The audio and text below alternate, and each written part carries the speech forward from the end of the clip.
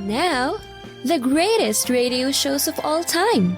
Suspense. The Shadow Node. Washington calling David Harding, Counter-Spy. Classic radio theater. The Great Gildersleeve. Fibber McGee and Molly. Dragnet. Gunsmoke. The Lone Ranger. Now, step back into a time machine with your host, Wyatt Cox. Good evening, friends of the Inner Sanctum. Crime Drama, an episode of Mutual's Crime Club. Crime Club was, by the way, an imprint of Doubleday Books, so there was an associated book series related to this show. As it was originally broadcast 76 years ago, June 12, 1947, Death is a Knockout, and we thank you for joining us on this Monday, 12th day of June, 163rd day of the year, and we have 202 days remaining till we get to 2024. The Comstock lode discovered near Virginia City on this date in 1859. That's, of course, Virginia City and up in western Nevada. 1880, John Lee Richmond pitched baseball's first perfect game. No batter reached a base during a complete game of at least 9 innings. 1898, Emilio Aguinaldo, the head of the Philippine Nationalists, proclaimed independence from Spain. 1939, the Baseball Hall of Fame opened to the public in Cooperstown, New York. 1942, Anne Frank received a diary for her birthday. In 1963, civil rights leader Medgar Evers fatally shot in front of his home in Jackson, Mississippi. 1971, President Nixon's daughter Patricia married Edward Finch Cox in a White House garden ceremony. In 1978, the son of Sam, David Berkowitz, in New York City, sentenced to 365 years in prison for 6 killings. 1994, Nicole Brown Simpson, Ronald Goldman, murdered outside her home in Los Angeles. O.J. Simpson later acquitted of the killings, but held liable in a civil suit. 1997, interleague play began in baseball, ending a 126-year tradition of separating the major leagues until the World Series. 2016, 49 civilians killed, 58 others injured in an attack on a gay nightclub in Orlando. The gunman, Omar Mateen, killed in a gunfight with police. 2017, American student Otto Warmbier returned home in a coma after spending 17 months in a North Korean prison and died a week later. And in 2018, President Trump and Kim Jong-un of North Korea held the first meeting between leaders of their two countries in Singapore. Passing away on this date in history, Declaration of Independence signer Philip Livingston, also musician Jimmy Dorsey, civil rights leader Medgar Evers, as we mentioned earlier, actor Milburn Stone, you remember him as TV's Doc Adams on Gunsmoke, also, Christopher Collins, actor-comedian. Also, fashion designer Bill Blass, actor Gregory Peck, Mr. Wizard Don Herbert, and the voice of Judy Jetson, Josie and Josie and the Pussycats, and on radio for a number of years in the title role in Meet Corliss Archer, Janet Waldo, passing away on this date in history. Birth dates today include British Prime Minister Anthony Eden, banker David Rockefeller, the master of disaster, the man beside the Poseidon Adventure, the Towering Inferno, and the original Lost in Space, Irwin Allen, born on this date. Also, President George Herbert Walker Bush, President 41. Singer Vic Damone, act as Anne Frank, born on this day, as we said earlier. Actor and musician Jim Nabors, and musician Chick Corea. From 30-something in Field of Dreams, Timothy Busfield turned 66 today. All Elite Wrestling coach and producer Jerry Lynn, 60 today, and he still takes a bump or two every now and then, as opposed to Mark Henry, who is 52 and working for All Elite. I think that Mark just can't do it anymore. His knees have really gone out on him. Victoria's Secret model Adriana Lima, 42. And from Scrubs and the 21 Jump Street reboot, David Franco is 38. Those just a few of the people celebrating the 12th day of June as their birthday. And if this happens to be your birthday... Happy birthday to you. Happy birthday to you. Happy birthday, happy birthday. Happy birthday to you.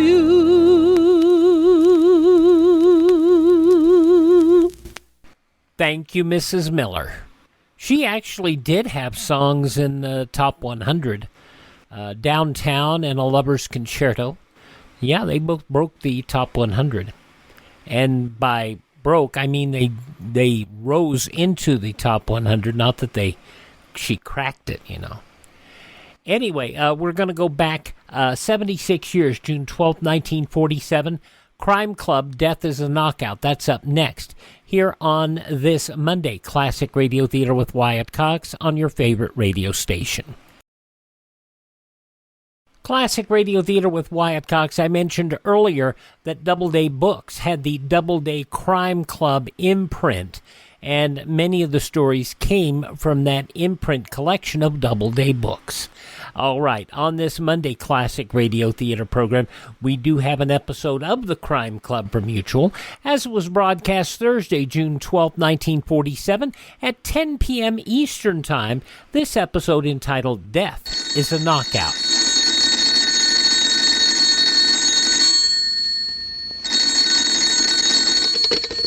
Hello, I hope I haven't kept you waiting.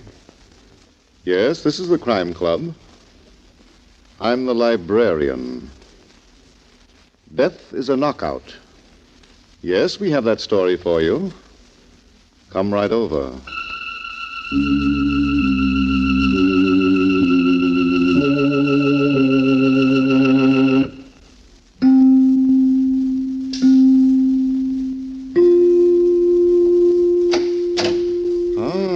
You're here. Good. Take the easy chair by the window. Comfortable? The manuscript is on this shelf. Here it is. Death is a Knockout. A very exciting story of a golden opportunity that was melted down by murder. Let's look at it under the reading lamp. It was the night of the Joey Troy-Billy Sampson light heavyweight boxing match, and the crowd was already pushing into Madison Square Garden, filling it up. A few blocks away, another match was taking place in a small cafe between Hank Barnum, a sports writer, and lovely Ann Cooper, a reporter. For Pete's sake, Ann, you might try to be reasonable. Don't tell me, Hank. You're a personal friend of Pop Evans, Joey Troy's manager. You were the first one to give Joey Troy a break in print. There are no more tickets left. Oh, why didn't you ask me a few days ago? I might have been able to swing a pass. I didn't see what I see now. Oh, what do you see now? A human interest story. The romance between Joey Troy and that girl of his. What's her name? Mabel Smith. Oh, yeah. Oh, but, Ann, that's been going on for years. I told you all about it. It was never important until tonight. And tonight? I've got a yen to do a feature. Joey Troy, the brainless wonder, fighting for a crack at the champ. Tonight, Billy Sampson. Next year, the champ. Who pushed him up the cliff to those dizzy heights? Pop Evans. No, dear, not according to my story. It was a girl who stuck to him, inspired him, gave him the will to make good. Oh, by the way, who's that gorgeous redhead coming this way? Huh? Oh, that's Mabel Smith. I figured you'd be having dinner in this joint. You mind if I sit down? Mabel, this is Ann Cooper. Hello. Yeah. Hank, I got to talk to you about something very important. Okay, go ahead. What about her? She's all right. Well, okay. There's trouble, Hank. You enjoy? No, it's Marty French. He wants Pop to get Joy to throw the fight. Uh-huh. Well, Pop ain't doing it, and that means that... Now, take it easy, Mabel. What's the proposition? $50,000 if Joy takes it on the chin in the fourth round. Well, why didn't Pop tell me about it? He's scared stiff. The story broke in the papers, the fight might be called off. Would that be bad for Joey's morale? He don't know what's cooking, Miss Cooper. We didn't tell him. Why not? Because he's a dumb cluck who gets mad. He'd go after Marty and kill him. What do you want me to do, Mabel? You gonna be in Joy's corner tonight like always? Yep. Well, keep an eye on the towels they wipe his face with between rounds. Make sure there's no drug on him. All right, honey. I'll do what I can. I'll be watching from the 8th row ringside. So long, Hank. I'll see you later. Oh, goodbye, Miss Cooper. Goodbye, Mabel. Well, there's going to be a hot time in the old town tonight. And I'm burning up because I won't be there.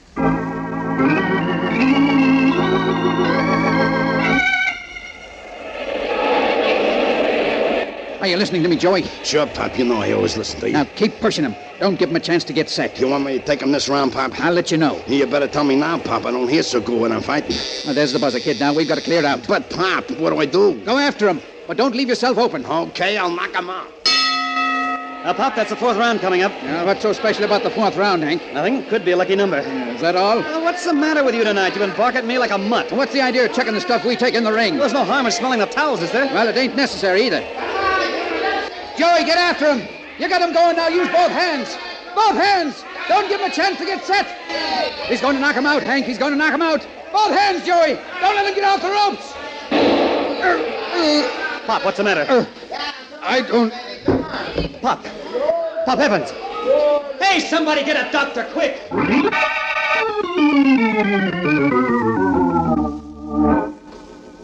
I didn't think you'd do it, Hank. I didn't think you'd try to commit murder with 20,000 people around him. Mabel, you sure you saw the gun? I told you. Marty French was sitting next to me. I know where the shot came from. I didn't hear a thing, and there isn't a mark on Pop. There was a shot, Hank.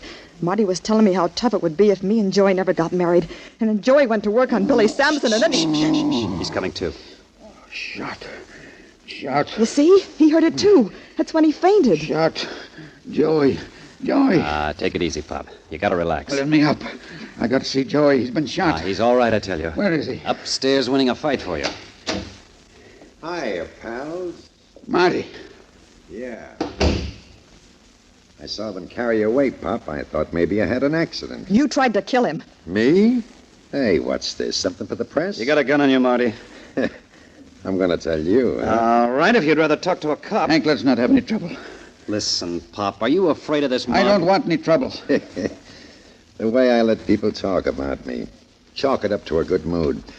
I got news. Joey lost. No, sweetheart. Your dumb boyfriend is the leading contender now. He gets first crack at the champ. When did it happen? 2 minutes and 18 seconds, the 7th round. And I wasn't there to see him do it. I've been with him in every fight, and the biggest one so far... They're taking pictures now, and he's talking on the radio. You know how much I dropped tonight, Pop? That's got nothing to do with us. $100,000, sister. But don't get me wrong. I'm not sore. I'm considering it an investment. What does that mean, Marty? You know, Hank, I look at you and I get ideas. Stick around, I'll give you a story you'll never be able to write. Such as? Just stick around. Now, I brought a bottle of champagne. The best. What for? We're going to have a few drinks to Joey.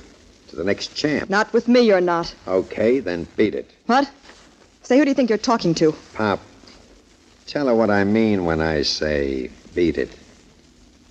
Maybe you better not wait for Joey. Yeah. All right. I know where I stand. I'll be at the apartment. What's the matter, Hank? You look puzzled. Pop. Let me tell you.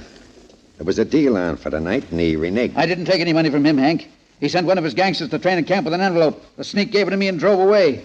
There was $20,000 in it I didn't know. I promised you 30 more, didn't I? And I told you where to go. Where's the 20 grand? Where? Why, you dirty crook, I gave it back to you yesterday after Joey and I got back from the training camp. Oh, quit kidding, pal. You're not making any impression on the press. He is, Marty. I believe him. You don't say. Are you going to write about it? Huh? We'll wait for Joey, huh? Maybe he'll want to drink some of this champagne with us. Leave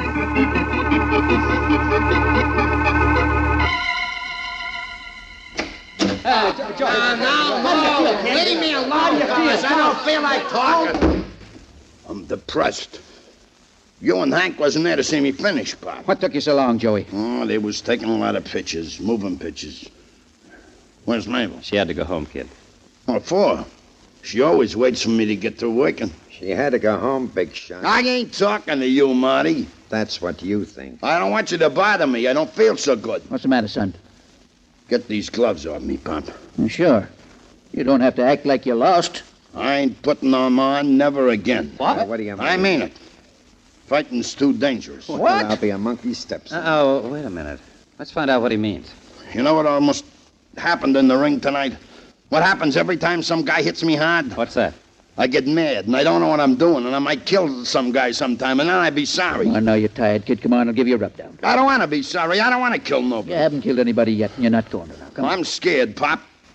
I never said it before because I don't want you to feel bad, but tonight... What's so different about tonight? I think they took Billy Sampson to the hospital, Hank. Oh. You'll get over it, Joey. And next year, when you're beating the I don't want you to talk to me, Marty. Then you tell him, Pop. He's in the big money now. You're not letting him quit, are you? Listen, Joey, we've worked a long time to get you to the top.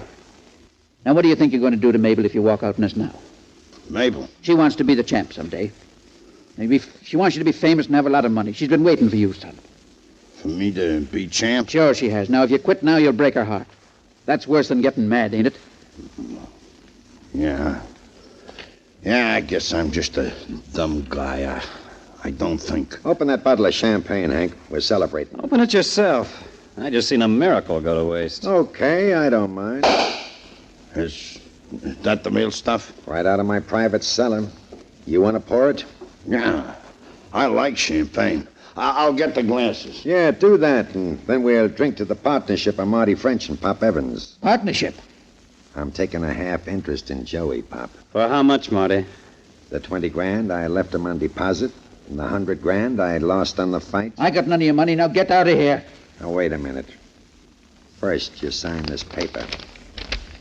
A partnership agreement. 50-50 on Joey as long as he fights. You're taking a big chance, Marty. Am I? Are you going to put it on the front pages, Hank? Or tell the district attorney? Okay. Then I say Pop took the money from me. Let him prove that he didn't. Hey, what's this I hear about a partnership? This is nothing for you to worry about, Joey. I don't want you taking him for no partner. I don't like him. Yeah. You'll get over that, too. Well, I guess I picked the wrong time to be nice to you guys. Let's have the drinks. Yeah. Here's yours, Marty. And this one's for you, Pop. Yeah. I'll get yours and mine off this table, Hank. Here. One for you, one for me. Well, here goes to the next champ. Hey, this is good. Can I have another one? Sure, keep the bottle. Well, so long, pals. I'll see you tomorrow, Pop. Don't waste your time. You coming, Hank? With you? I said before, I look at you and I get ideas. Come on. Where? For a little walk. I got some plans I want to discuss with you. Not tonight, Marty. I'm spending it with nice people. I said, you're coming, Hank. Would, that bulge in your pocket be loaded? You want proof? Good night, folks. So long, Hank. Au revoir, pal. Let's have it, Marty. What's the idea of pushing a gun at me through your pockets? A gun? You fool easy, Hank. Take a look. A package of chewing gum. I'm going back. The gun's in the other pocket. I'm going with you. Yeah. Oh, here. Keep yourself entertained. Have a stick. No, thanks. Well, you don't mind if I do a little chewing, do you? You got a mouthful already. Yeah, that's how I like it. Keeps me busy. What about those plans you wanted to discuss with me? Oh, yeah. You and I are going to be bosom pals for the night. Really? In the morning, I suppose you'll throw me over for a blonde. Nah. You don't get it. We're going to be inseparable. You're going to be my alibi. Your what? Yeah, that's right. Something's liable to happen to one of those lugs in the dressing room. Now, look here, Marty. If you think your gorillas are going to... Don't get excited. I said liable. And that means that Hey, what's the matter with you? I don't know. Something just hit me in the stomach. I got pains. Awful. Marty. Marty. Well, I'll be... He's dead.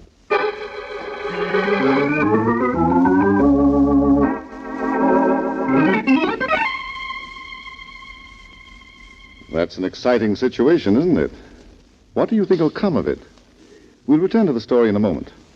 I mentioned earlier the Crime Club was an imprint of the Doubleday Publishing House and Doubleday Publishing Company, and the 1946-47 anthology radio series, and also a 1937, 38, 39 film series. That was common at that point in time. It gave them an opportunity to make things happen. It started off as the Eno Crime Club on CBS from 1931 to 1932, sponsored by Eno Effervescent Salts.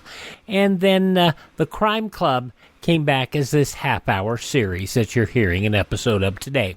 June 12th, 1947, The Crime Club here on Classic Radio Theater with Wyatt Cox. We'll have the news from 76 years ago today when Classic Radio Theater continues following these messages from your favorite station.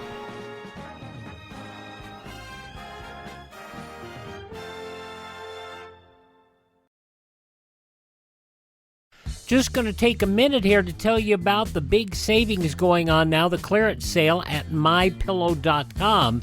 And you know, I've talked about how in my office I have a pair of my slippers, and they're really comfortable, and they're on clearance right now. The mypillow.com slippers, $25 a pair, limit 10. And I would buy 3 or 4 more pairs. Unfortunately, they're out of my size. They also have sheets, pillowcases, clothing items, all on special right now. Go to mypillow.com, click on the clearance tab at the top of the page, use my promo code Wyatt, or call 1-800-928-4715. Limited sizes remaining in the MyPillow slippers, limited colors on other items. mypillow.com, clearance tab, promo code Wyatt, 1-800-928-4715.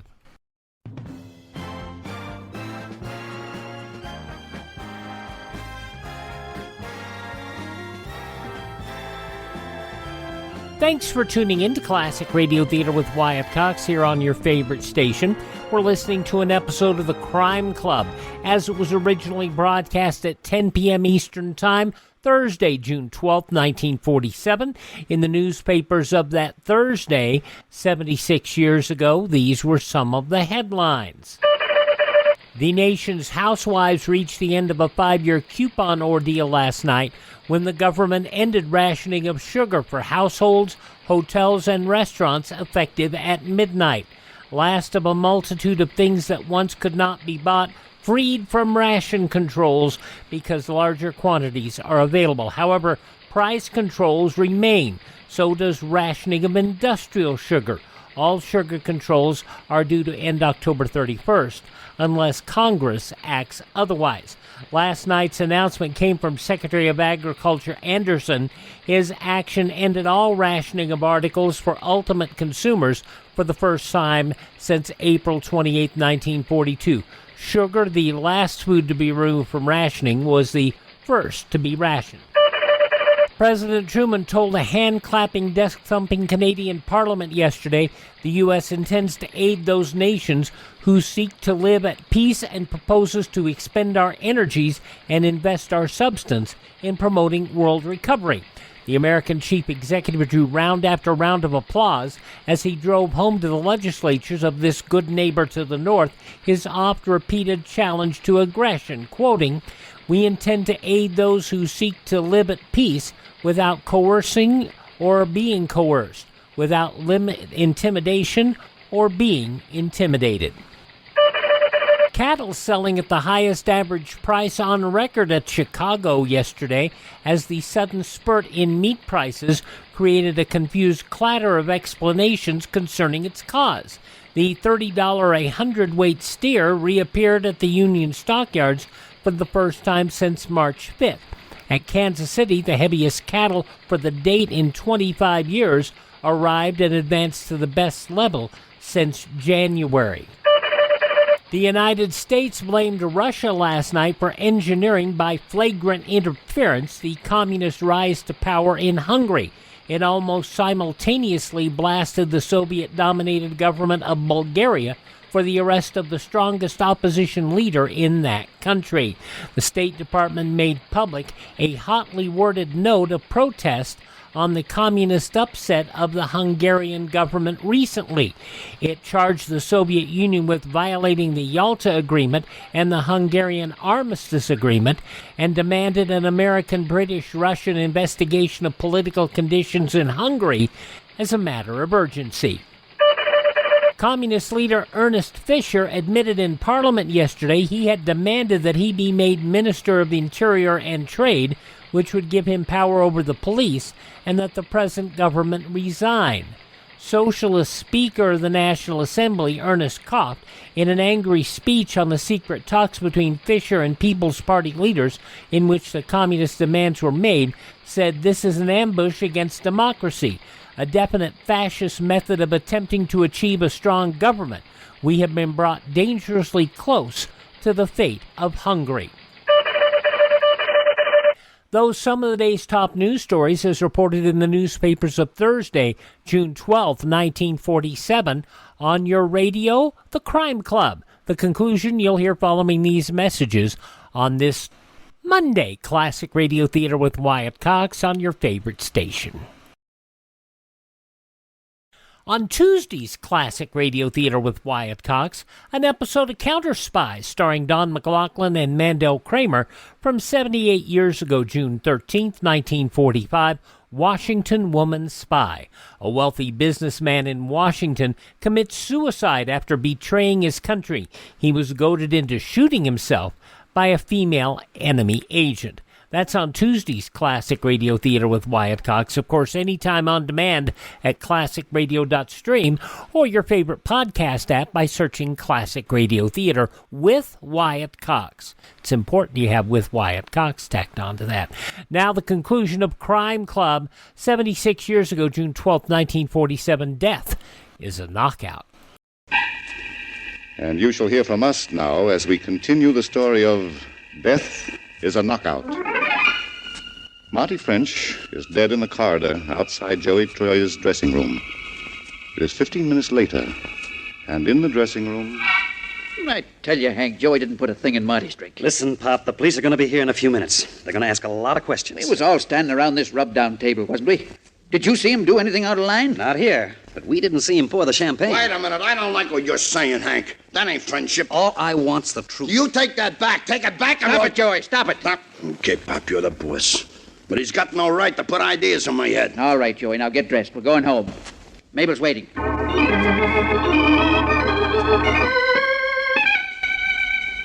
When did this happen, Pop? On the way home from the garden. After the cops told us we could go home, we dropped Hank, and then Joey began to act up. I killed them, Mabel. Oh, shut up, you dumb Adonis. I remember while I was pouring the champagne, I was listening to Marty tell Pop he was a partner. I was getting madder every time he opened his mouth. There was a bottle of rubbing down stuff on the table with a skull and bones on the label. You didn't use it. Do you understand? I understand, honey, but maybe I did. Hank kept saying I did. What am I going to do with him? How can I go after a match with the champ as long as this idiot thinks he's a murderer? Matches and money. That's all you ever think about. Squeeze the gold out of him. What have I done to you? Mabel, that ain't no way to talk to Pop. Don't tell me how to talk. Why don't he let us get married? Why don't he cancel that no marriage clause in your contract? Well, I signed, Mabel. Did you know it was there?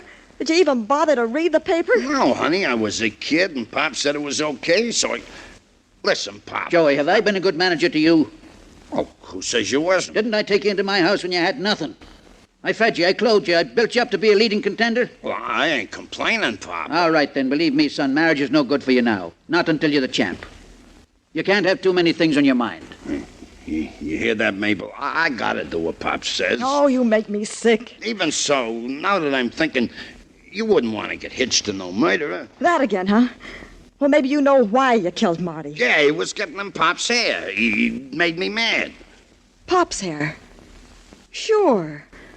Say, Pop, even if Joey had 50 managers, he'd still get his 60%. Of course. But a partner would cut your profit in half. What are you getting at, Mabel? You had a reason for killing Marty. And all the time you've been letting Joey think he did it. Now, that ain't so, Mabel. Pop ain't no killer. No? Watch me prove it. Get away from that phone, Try and make me. I'm going to call the cops, and I'm going to give them the whole setup between you and Marty. Drop that phone. Hey, Pop, cut it out. You're twisting them on. Well, I'm sorry. I didn't mean to lose my temper. But I want no more talk of murder.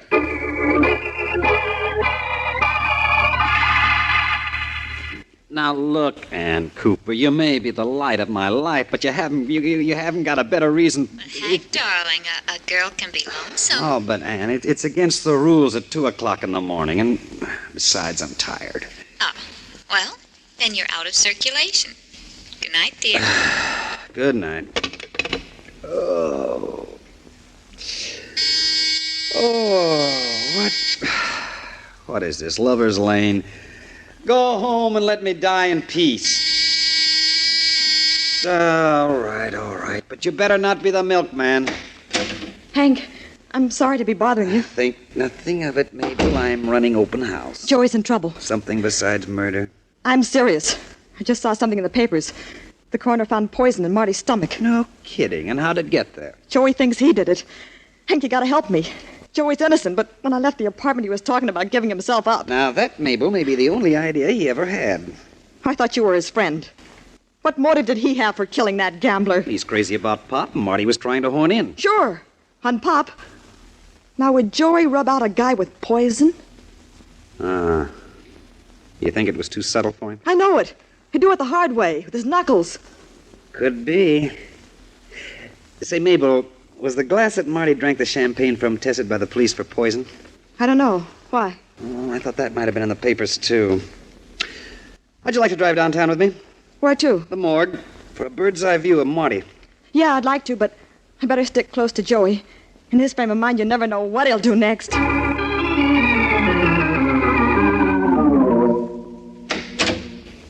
Hello, McCab. Oh, it's you, Mr. Barnum. Come in. I'm always glad when somebody walks in here. How's business? Very quiet. What brings you to us at this hour? Marty French. Oh, yes. Would you like to see his body? Not this minute, but I would like to examine his clothes. Are they here? You too? Who else? Well, there's a lady looking at him now. A lady? In the wardrobe room. She's very beautiful, Mr. Barnum. I don't often get a chance. Is she about this tall? Yeah. And has she got blue eyes and a full mouth? A lovely mouth, Mr. Barnum. And when she walks, does she... Yes, Mr. Barnum, just like that. Is she a friend of yours? She was. You don't know how I envy you. A live woman. Oh, Hello, darling. Hank, what are you doing here? Are you still lonesome? You wouldn't take me to the fight. Did you know there was going to be a murder? No, Ann, dear, but that's no reason for you to be picking a dead man's pockets. The police said he was poisoned. He drank champagne a few minutes before he died, and there was no poison in his glass. Are you sure of that? That's what they told me. So I came here looking for a clue. I'm a reporter, remember? What did you find? Oh, nothing much. This package of cigarettes, some loose change, and this package of... Oh. You can just imagine how I felt when I pulled that out of his pocket. Let that be a lesson to you. Where's the package of chewing gum? How'd you know about that? I'm psychic. Let me have it. Oh, Hank, it's my favorite brand. Well, you better switch, honey. That kind good is what ails you. If you want to stop ailing for good.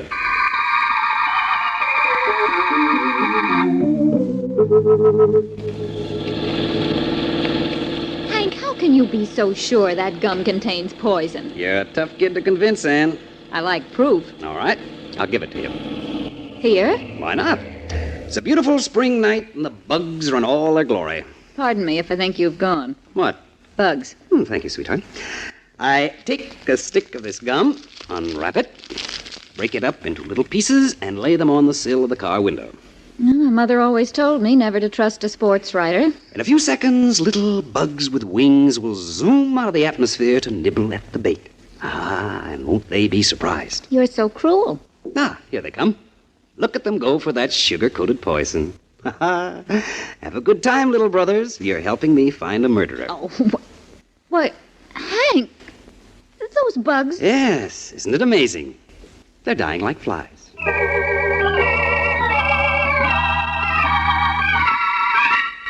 Joey, will you stop moping and go to bed? I ain't staying here in the apartment with you. I want Mabel. No, I don't know where she is. I've looked all over town for her. You ain't telling me the truth, Pop. Joey. You don't like Mabel. You twisted her around. What's the matter with you, boy? You're like a wild animal. Yeah, a wild animal. I get mad and I don't know what I'm doing. I could kill a guy and not know I'm doing it. Oh, come on. Now you're tired. Go to bed. Sleep it off. I notice you getting mad like that, too. If I killed anybody, I'd know about it. That's where you got it on me, Pop. Everybody knows I'm a dope. What are you trying to do, pin that murder on me? Mabel said you got the reason, didn't she? So that's it. Well, now listen to me, son. I'm not taking the rap for you or anybody else. Ha! What's so funny about that? You ain't so smart, Pop. I just tripped you up. Huh? You seen me do it, didn't you? So I do what? You saw me slip the poison in the glass. Now look at here, Joey. I don't want any more talk. Go to bed. I'm gonna find Mabel. And then I'm gonna give myself up to the cops. Now, look, Joey, please listen to me. You got a brilliant career. We worked hard. We're near the top. You can't throw it away. Get out of my way, Pop. Think of me. I'm an old man. I can't go out and start looking for somebody else now. It takes years to build a good fighter, and I haven't got the time. Pop, you're making me mad. You owe me something. I pulled you out of a pool room and made you into a human being. You're not going to let me down. I don't want to give it the effort. I don't want to. Pop, you all right? Don't lay there like it was dead. I didn't mean to hit you.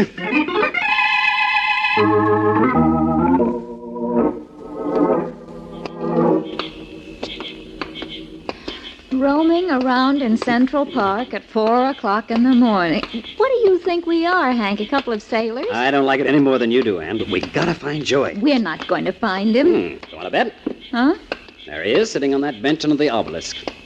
Well, of all things... His favorite spot. That's where he met Mabel for the first time.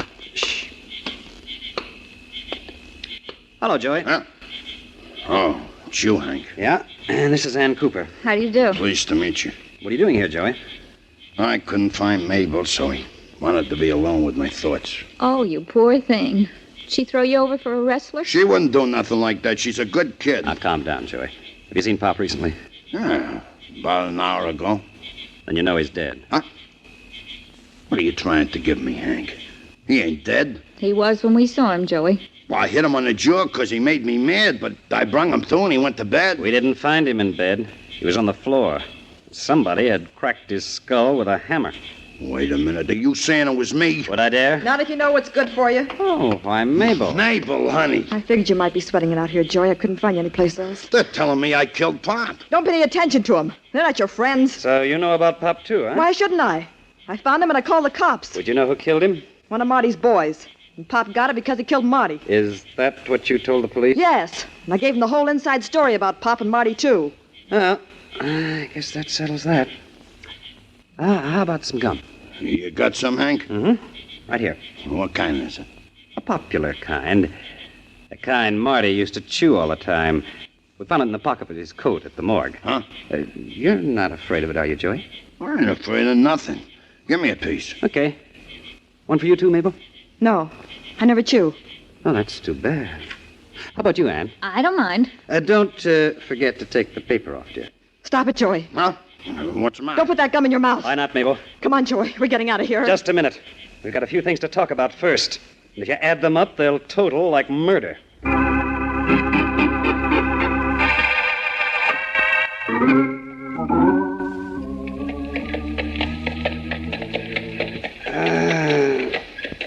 Tell me, Ann, do you think the automobile will ever replace the horses? This is much more romantic. Carriage ride in Central Park by the dawn's early light. Yeah. And, darling.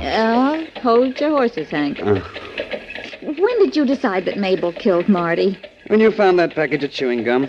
He wasn't killed by the champagne, so therefore, and to But wit... how could she have slipped it into his pocket? You were all in Joey's dressing room together. She didn't do it there. She performed that bit of hocus-pocus during the fight while Marty French was sitting next to her thinking about Pop's business. Oh, I see. And Marty was much too absorbed to know what was happening. But why did she kill Pop? Because of Joey. What do you mean? Well, her whole idea in getting rid of Marty was to frame Pop. The old guy had a hold on Joey she couldn't break. Then the unexpected happened. What unexpected? Joey, the big dope, developed guilt feelings and was going to throw himself at the chair. Oh. You never know, do you? Oh, well. Hank, don't you think the horse has many advantages over the automobile? Well, you can't eat an automobile. I mean, to lie back in the carriage and to listen to the trot, trot, trot. So romantic. And so peaceful. Darling,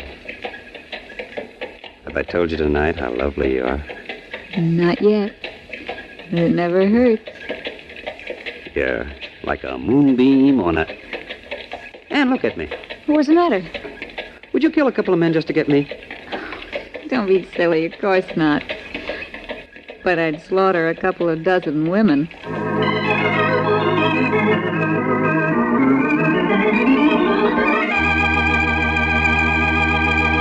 And so closes tonight's Crime Club story, Death is a Knockout. Stedman Coles wrote the radio script. Roger Bauer produced and directed. Tonight's cast included Sidney Smith as Hank Barnum, Ted DeCorsia as Joey Troy, Barbara Joyce played Mabel Smith, Bill Smith was Pop Evans, Arthur Vinton was heard as Marty French, and Joan Tompkins was Ann Cooper. Oh, I beg your pardon. Hello, I hope I haven't kept you waiting. Yes, this is the Crime Club. I'm the librarian. Yes, come over a week from tonight. We have the very exciting story of love and politics, in which the deciding vote was cast by death. It's called Hearse's Don't Hurry, by Stephen Ransom. In the meantime? Well, in the meantime, there is a new Crime Club book available this week and every week at bookstores everywhere. Yes, it's available now. Fine. And we'll look for you next week.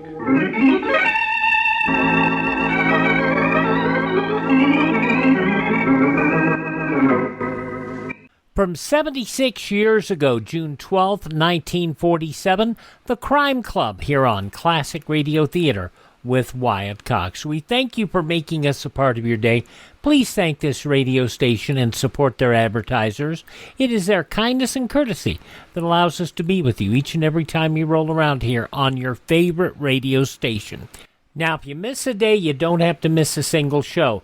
All of our shows are available on demand at classicradio.stream. That's classicradio.stream. Stream our shows, learn about building a classic radio collection of your own.